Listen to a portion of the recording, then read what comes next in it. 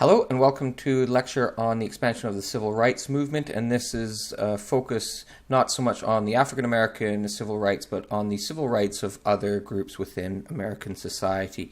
And we look at the concept outline. This is 8.2 part 2, and new movements for civil rights and liberal efforts to expand the role of government generated a range of political and cultural responses. And we see the groups for women, for homosexuals, for Latinos, Mexican Americans, American Indians, and Asian Americans. And we'll start with the homosexual one, but just for all of them, they all sort of have this natural progression out of the African American civil rights movement and then the anti-war movements of the Vietnam protests. And so for these two initiating, then other groups sort of looking at themselves and what about us, and for women, for Latinos, for Native Americans, Asian Americans, and the lesbian, gay, bisexual, and transgender community. And there's a similarity to all of them. The way that they create awareness of themselves, organize a group consciousness. No matter the difference between us, we still have that commonality.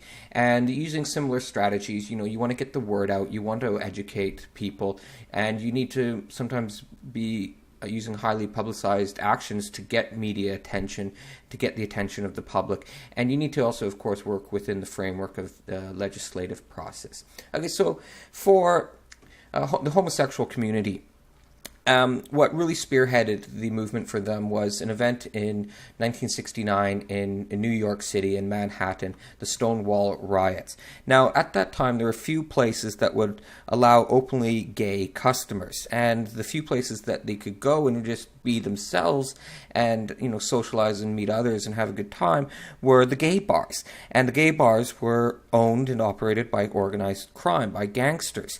And the police would regularly do raids on these bars and make arrests and harass the gay clientele. And on this night in 1969, the customers at the bar decided to fight back, which is what you're seeing here, this famous photograph from the event.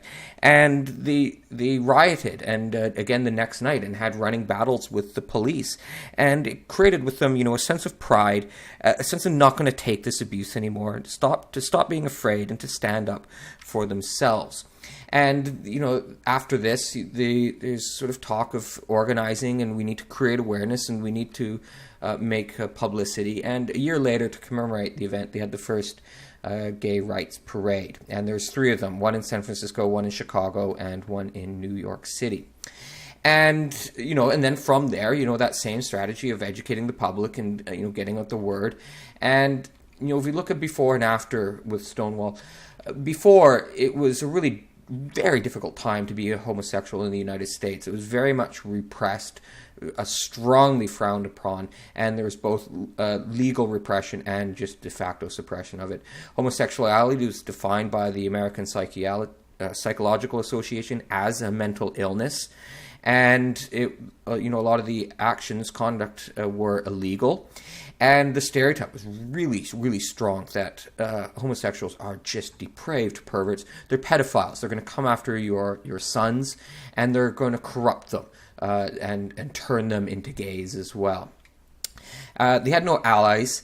There's no Leonardo DiCaprios or Taylor Swifts out there, speaking up for them. There's nobody speaking up for them at any level of society. And there's really high levels of self-hatred within the community, high levels of suicide, and nobody is openly gay. Like, nobody. Everybody's in the closet, and those few times when you can come out is to go to places like the Stonewall Inn, that one night of the week when you can just be yourself. The rest of the time, whether you're a student or in business or whatever, you're hiding your true self from your family, from your friends, from your co-workers. You are just not admitting to the people around you of who you are. Now, what changes in sort of the after is not necessarily directly from this event. Before Stonewall, actually well back into the 50s, Kinsey's report on American sexuality really challenged a lot of the concepts of sexuality. He was a biologist at Indiana University who did a very comprehensive study of the history of individual sex lives, where he would just get very confidential, information from people to answer a lot of questions, and from it learned a lot, that there was a lot more homosexuality going on in public than people thought. And the sexual revolution of the counterculture, the introduction of the pill, the idea of free love, and a much more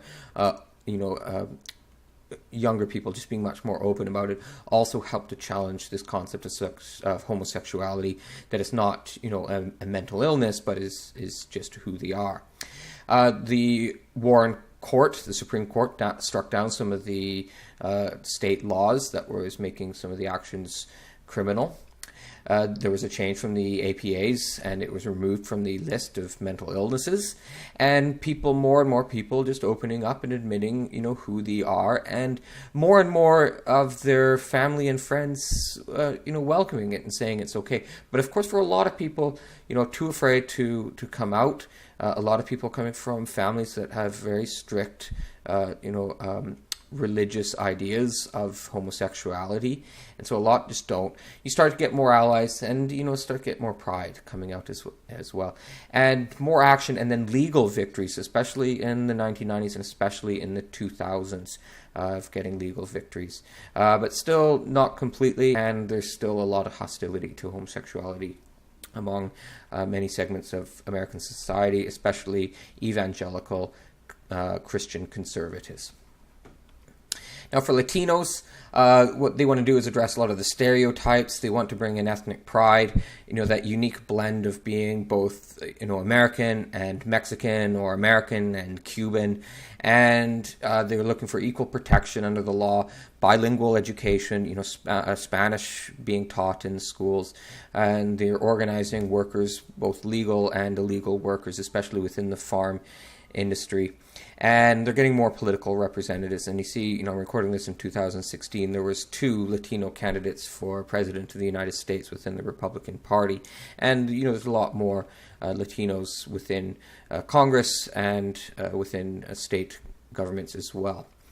And one individual in particular, he was the individual at the very beginning of this presentation, Cesar Chavez, who was very good at organizing farm workers at a grassroots level, and a lot of mistreatment of Mexican farm workers, and he's there to organize them and educate them of their rights as laborers, and to get concessions. And he's highly revered within the Latino community, especially the Mexican American community. And in some states, there is a holiday to celebrate his efforts.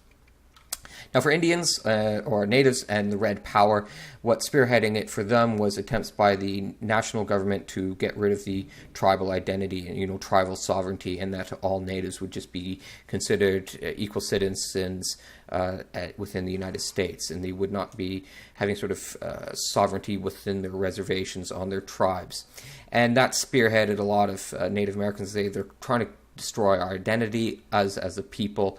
And an organization, AIM, American Indian Movement, or AIM, was created to help combat this, and like others, publicity and legal action taken.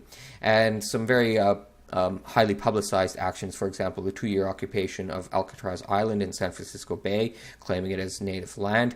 This is led by women for the most part, and this spearheaded a lot of the later activism. The Trail of Broken Treaties and 20-Point Manifesto. This was a cross-country trek to educate, draw up publicity, and to deliver a manifesto to President Nixon outlining their grievances. Nixon didn't meet them for, not out of spite or anything, but they then occupied the Bureau of Indian Affairs, which was a department with a bureaucracy that they hated. They destroyed a lot of documents. Their manifesto called for the righting of many past wrongs, greater autonomy, and recognition. And then another highly publicized incident, Wounded Knee, where they occupied Wounded Knee, which is, symbolically the last, resistance in the 19th century. by Native Americans. And, there's fighting at this time, but also a lot of people are on their side. And successes, they have quite a lot. Renewed respect and pride, reflection upon the American people about their past and about their history with Native Americans, and looking at the way that is taught and portrayed, a lot of the stereotypes on TV and as well, and the textbooks. And they're getting a lot of more self-autonomy within their lands. And it's this that then leads to, today, a lot of Native American lands running casinos and other economic developments, better access to higher education. Now, in terms of limitations, they continue to be at the low end of a lot of key statistics, especially poverty. Alcohol abuse is a serious problem for many Native Americans. And we see here, this is the population. We can see it's really grown since the 1950s, and both absolutely and as percentage, though of course still quite low relative. And finally, Asian Americans arose out of activism at Liberal University of Berkeley in San Francisco area. And, identity. Stop calling us Orientals is one. Asian American is what they'd like to be called. And challenging, a lot of the education thing is very Eurocentric. Like there's other people out there. And then a little bit later, the murder of an individual, and it was a hate crime. It was in Detroit, this man, Vincent Chin, or Chen Guoren. And he was murdered by out-of-work auto workers who blamed Japanese for taking a lot of American market share in the automobile industry. Now, the fact that Vincent was a Chinese national and not Japanese was very much lost on these, and they were really let off with a very lenient sentence. And this rallied a lot of Asian Americans to raise their voice in this. Now, commonality of all of them in terms of goals, they want to get rid of these stereotypes, and they want to get better representation in film, TV, not just the token black or the token, Asian on there, but like real characters, equal protection, equal opportunity, get people aware of the discrimination, get more political representation, the group awareness, more pride in yourself, get them into the textbook and properly and a little bit more accurately. And then at the university level, Asian American studies, Latino studies, and getting it taught there and recognized, and that a recognition that America is not just white and not just white men, but is made up of a number of different people who are standing up for themselves and a little bit more, and making a lot of gains as well. All right, thank you very much for listening.